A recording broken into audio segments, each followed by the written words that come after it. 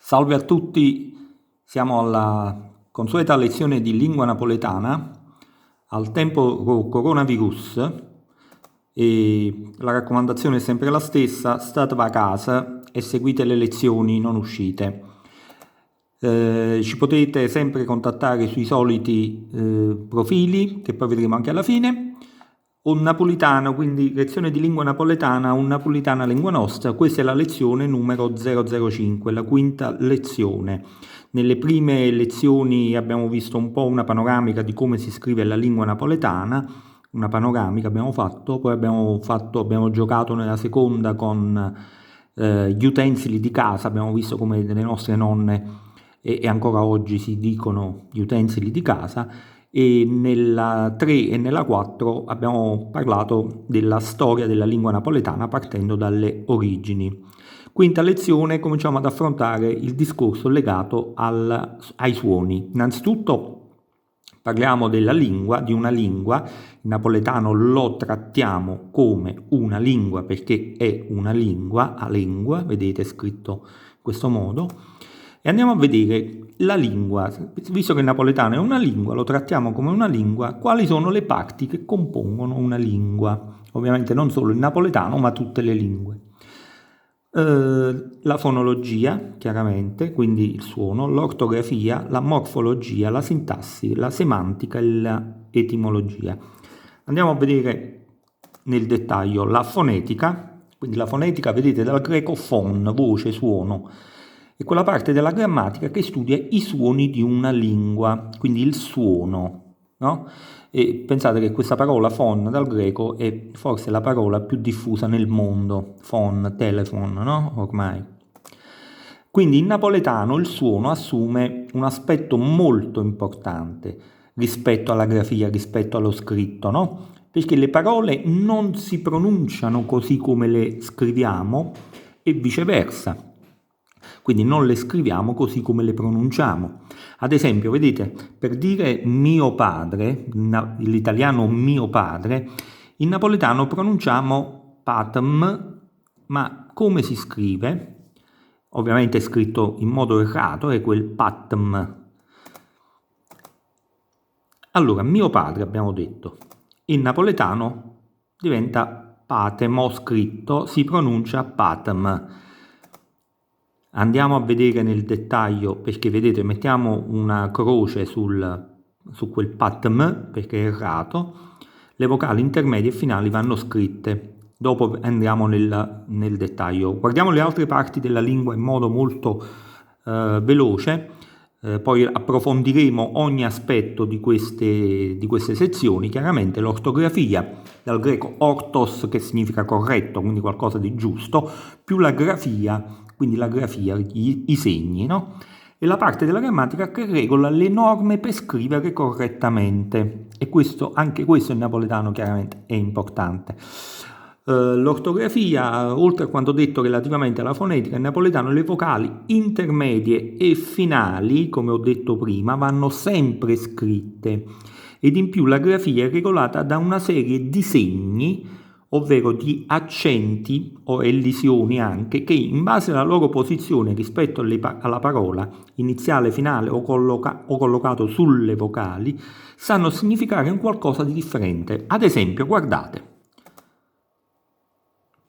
una A, un'altra A, quindi con accento grave e accento acuto, una A con accento circonflesso, una A con un segno a sinistra, oppure stu, sempre col segno a sinistra, una N col segno a destra, dint col segno a destra, una A senza alcun segno. Allora, se guardiamo quelle 5 A sopra, vedremo che ognuna è diversa dall'altra. E in lingua napoletana ogni simbolo, quindi ogni vocale scritta in quel modo, ha un significato diverso che va applicato nella grafia a seconda di quello che vogliamo dire. D'accordo? Quindi parliamo in questo caso di preposizione, parliamo di preposizione articolata, parliamo di eccetera, eccetera. Ma queste sono cose che poi approfondiremo nelle lezioni successive. La morfologia, dal greco morph, vedete che la forma è logos, cioè il discorso, logos dà anche logopedia, no? Quindi un discorso seguito in modo lineare, in modo coerente. È la parte della linguistica che studia la struttura grammaticale delle parole e che la classifica in base all'appartenenza. Per esempio, studieremo in lingua napoletana il sostantivo, studieremo il genere, il pronome, l'aggettivo, la congiunzione, la coniugazione verbale, scusate, il pronome, l'avverbio, la congiunzione, quindi tutte le parti della morfologia, quindi della grammatica. E poi c'è la sintassi, dal greco sintaxis, vedete che è un'associazione, l'organizzazione.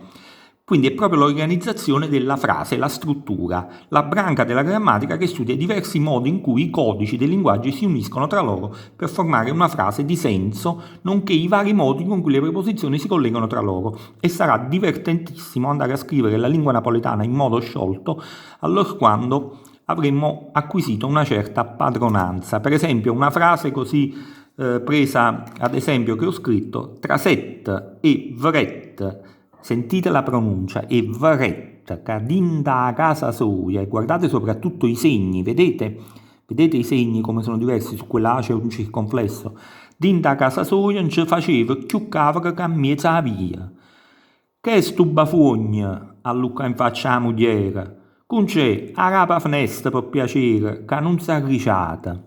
Va bene, quindi vedete una frase, delle frasi strutturate in modo un po' più complesso. Poi c'è la semantica e l'etimologia, questo viene dal francese sémantique, questa parola, è quella parte della linguistica che ha come argomento privilegiato di studio il significato delle parole all'interno di un determinato sistema linguistico, per esempio come una lingua storica, no? Quindi nonché lo studio dei significati delle parole e la loro evoluzione nel corso del tempo, perché ricordiamo che la lingua napoletana ha basi greche per quanto riguarda i vocaboli, basi latine per quanto riguarda tutta la struttura, quindi le parole napoletane di oggi hanno un'evoluzione nel tempo, partono dal latino, si evolvono poi nel latino volgare del volgo, il quale a sua volta si evolve anch'esso nei vari periodi e arriva al napoletano di oggi. Facciamo un esempio, analizziamo la parola in napoletano, l'articolo determinativo singolare maschile, per esempio il lo, l'italiano il lo, il napoletano è quel segnetto iniziale, che poi vedremo che cosa è, con o. Guardiamo l'evoluzione, come si è arrivati dai tempi antichi, quindi a scrivere oggi o. Partiamo chiaramente dall'accusativo latino, illum. Vedete, nel latino classico troviamo illum, ovviamente le date poste lì sotto sono date chiaramente approssimative, quindi non basiamoci come date certe, voglio dire, quindi sono in linea molto generale. Partiamo dal latino classico illum, fino al 476, quindi abbiamo messo la data del caduta dell'impero romano, chiaramente, ma non ha alcun senso in questo caso. Passa poi nel latino volgare, quindi il latino dell'alto e basso medioevo, illo diventa, illo loco, no? Poi nel napoletano, diciamo così, dal 400 sino al tardo 700, ma anche 800, attenzione, lo troviamo come lu e lo. Lu è più napoletano, diciamo un'evoluzione un po' più napoletana, più territoriale, lo prendiamo dal toscano. E nel napoletano attuale diventa, vedete, u e o. Non viene più detto nella lingua napoletana, è più un parlare dell'entroterra, per esempio ucan, umar, no? In napoletano invece diciamo o, omar, ocan, però è più, come dire, più napoletano sarebbe lu, con la U. Quindi vedete quel segno che viene posto a sinistra della vocale nell'ultima colonna non è altro che l'evoluzione nei secoli dell'accusativo latino illum. Quindi in quel segnetto pensate che ci sono quasi 2500 anni di storia, no? Quindi quando non lo mettiamo significa che stiamo rinnegando l'evoluzione della lingua napoletana, giusto? Ecco qua, la lezione di oggi è la fonologia, com parlam. Allora, come abbiamo visto prima, in napoletano le parole non si pronunciano così come le troviamo scritte nei testi, quindi di conseguenza non si scrivono come le pronunciamo nel linguaggio comune. Vediamo Pulcinella che ci scrive questa frase, che io la leggo così: ma tu ci stai ricen. Quindi posso leggerla così, non vedo accenti, ma ovviamente noi la cancelliamo e gli andiamo a rispondere a Pulcinella e gli diciamo: e tu come stai scrivendo? Quindi in modo corretto glielo andiamo a dire e andiamo a rispondere a Pulcinella. Allora, perché? Ecco, questa è una cosa che ci dovrebbe far riflettere, soprattutto ai ragazzi e ai più giovani. Allora, perché siamo bravi a pronunciare e scrivere correttamente le lingue straniere, in particolare l'inglese, anzi ci riempiamo la bocca di inglesismi, no? E lo scriviamo anche in modo corretto l'inglese. Esempio, se noi pronunciamo I love you, no? Io lo pronuncio I love, lo scrivo I love you, non ci sogneremo mai di scriverlo come sta scritto sotto. Vedete, I love you, come si pronuncia. E allora perché l'inglese non andiamo a scrivere bene, il napoletano, che è la nostra lingua, tra l'altro, la storpiamo? Allora, facciamo un po' di chiarezza. Le vocali evanescenti, attenzione a questa parola perché la sentirete spesso, ovvero quelle vocali atone, cioè senza accento, non hanno un suono completo di vocale come A, E, I, eccetera, va bene? Poste sia all'interno che alla fine delle parole avranno sempre un suono debole, abbiamo detto, quindi appena accennato, e solitamente sono la A, la E, la O, in rari casi la lettera U. Capiamo meglio, che stiamo dicendo? Allora, questo suono appena accennato, come se una vocale appunto venisse troncata, come ho detto prima, no? È un fonema che prende il nome di joie ed il cui simbolo è quella, vedete, quella è capovolta e rigirata. Che cos'è la joie? Allora, nella grafia la joie non viene riportata, altrimenti risulterebbe estremamente difficile leggere i testi. Ecco qui, qua vediamo una frase scritta in lingua napoletana non mettendo le vocali che non vengono dette, diciamo, completamente, ma vengono accennate. Com ammamt, per esempio, no? Noi sentiamo quel suono dopo com, non diciamo com, diciamo com, quindi quel suono che è una vocale spezzata, a ma. La prima A la sentiamo la vocale, le successive vocali non le sentiamo per intero, ma t. Quindi c'è un suono appena accennato. Ovviamente se volessimo scriverlo in questo modo sarebbe veramente complicato leggere la lingua napoletana, giusto? E allora come facciamo? Non la mettiamo la finale? Quindi se non la mettiamo come leggiamo? Così, com a mammt. Guardate quanto è brutta quella parola senza le vocali intermedie, mammt, no? Bruttissima. Ecco, e allora come lo dobbiamo scrivere? Innanzitutto mettiamo gli accenti, perché gli accenti ci fanno capire già dove cade il suono, no? Com, sentite la E, com, a, mammat, va bene? Quindi mammata scritta con la A, quindi molti la scrivono con la E, vabbè, può passare, però si scriverebbe con le 3 A, mammat, d'accordo? È chiaro perché vanno inserite? Ecco, una cosa importante, perché stiamo facendo questa lezione sulla fonetica? Che prima di iniziare un corso di scrittura, di grafia della lingua napoletana, è bene chiarire come si legge il napoletano, perché se non lo sappiamo leggere, non lo sapremo neanche scrivere. Allora è importante stabilire questi concetti. Va bene? Dovremo imparare a scrivere le vocali finali e intermedie, sempre, e quindi vanno lette in modo corretto. Continuiamo a fare un po' di chiarezza. Non sarebbe neanche pensabile scrivere il tutto tutto ecco, per esempio, secondo l'alfabeto fonetico internazionale, l'AFI, che poi in inglese diventa International Phonetic Alphabet, che in pratica codifica i suoni di tutto il mondo, tutte le parole del mondo sono codificate secondo questi alfabeti. Sarebbe impossibile, forse un bravissimo linguista riuscirebbe a leggerla, ma le persone no. Per esempio, prendiamo ad esempio la parola guaglione, no? Napoletano. Dovrebbe essere riportata secondo l'alfabeto fonetico internazionale, scritto in questo modo. E pensate voi a scrivere un testo con tutti questi caratteri. Nessuno sarebbe in grado di leggerlo, finirebbe la poesia napoletana, la canzone napoletana. Di solito questo modo di scrivere questo alfabeto lo troviamo tra parentesi nei dizionari, no? Quindi dizionari di tutte le lingue del mondo, quindi ci indica la giusta fonia della parola, come va pronunciata. Quindi anche questo è da scartare nella scrittura. Andiamo avanti, sempre per chiarire i concetti.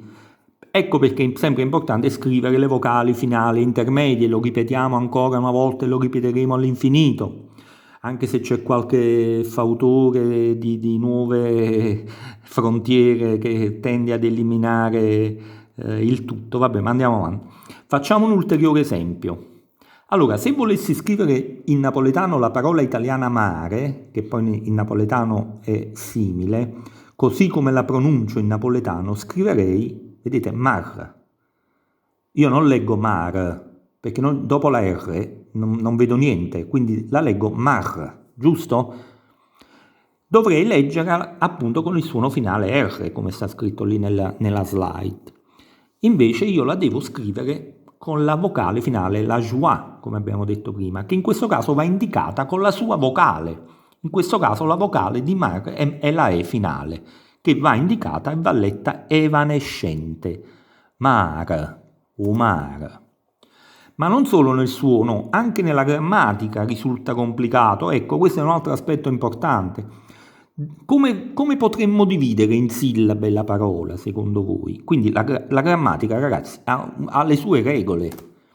Per esempio, guardiamo queste parole. Mar, come lo vado a dividere in sillabe? Sarebbe mar, anziché mar. Domani, la parola italiana domani, in napoletano diviene diman. In sillabe, vedete, viene di man, invece anziché di ma n. Ever, questa poi è ancora più bella, sembra proprio l'inizio di un codice fiscale. In sillabe ever, anziché ever. Anm, l'anima, in sillabe diventa anm, no? Come i trasporti, anziché anam. Ecco, adesso è più chiaro, giusto? Per esempio, guardiamo qualche ulteriore esempio. Scriviamo la parola naso, ma la leggiamo, ecco, in questo caso, vedete, ho messo la vocale evanescente, la vocale atona, l'ho messa in apice alla parola, per far intendere meglio all'inizio delle lezioni come viene letta la lingua napoletana. Quindi, però, non va scritto mai in quel modo come l'ho riportato qui, È utile all'inizio per imparare a leggere. Nas, a mesata sarebbe, per chi non lo sa, lo stipendio mensile dell'impiegato o dell'operaio, quindi a mesat, sentite, c'è dopo la M c'è quel suono mesat, o cuttun, vedete la U in questo caso, la U e la O sono vocali piene, quindi si leggono tutte cuttun, solo la E finale evanescente, ever che abbiamo visto prima, ever, va bene?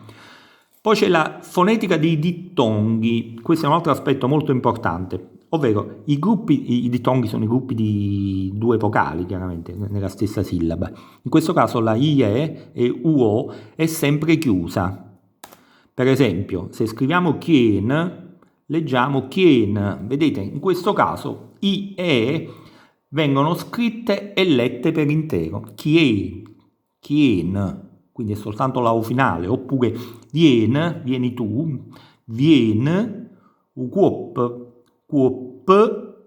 tuoct, la leggiamo tuoct, tuorto, vedete i dittonghi UO e IE in questo caso. Poi un altro aspetto della fonetica, che questa è una caratteristica molto marcata della lingua napoletana, la consonante S, quando è seguita da un'altra consonante e poi da una vocale, si legge come nel suono italiano di sh, per esempio di scia, scemo, sciabola, no? Nell'italiano, quindi il suono sh. Facciamo qualche esempio.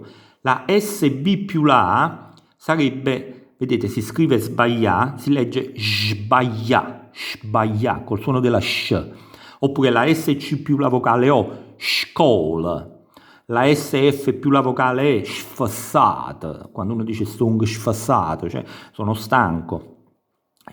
SP più la I, ospitale. Va bene? Leggiamo spitale, no spitale, spital, e così per tante altre vocali, consonanti, scusate, seguite da vocale. Va bene? Allora, quindi, ricapitolando, in napoletano non si scrive come si pronuncia il napoletano, ma le vocali, anche se non si pronunciano atone, vanno scritte tutte, anche l'ultima, quindi non esiste quel modo di scrivere lì patm, ma si scrive patam, mio padre, d'accordo? Allora, per oggi abbiamo finito. Nella prossima lezione parleremo di un fenomeno fonetico, quindi continueremo con la fonetica, con i suoni della lingua napoletana. Quindi un fenomeno fonetico, dicevo, che trasforma il suono delle vocali aperte e chiuse, cioè la metafonia, e scopriremo quanto è bella questa cosa, perché magari noi napoletani nel parlare comune lo parliamo tranquillamente, trasformiamo la metafonia, cioè trasformazione del suono, cambio del suono, ma non ci siamo mai applicati e resi conto su questa cosa. Arriveremo a scrivere la lingua napoletana, non vi preoccupate, ma è importante prima capire tutti questi aspetti fonetici della lingua. La metafonia ve l'ho detto prima, il cambio di suono che distingue i suoni, bla bla bla. Abbiamo finito per oggi, ricordatevi la solita raccomandazione, siamo in tempo di coronavirus, siamo un po' tutti in quarantena forzata, quindi state a casa. Chi ci vuole seguire ci può seguire sulle pagine Facebook I Lazzari, Toddica Lingua Napolitana, Davide Brandi Poesie, Tombola Storica del 1734, i canali YouTube Davide Brandi e I Lazzari, oppure su Instagram Davide Brandi Poesie, sempre su Facebook sul gruppo Associazione I Lazzari. Grazie assai a tutto quanto, state buono, ciao ciao.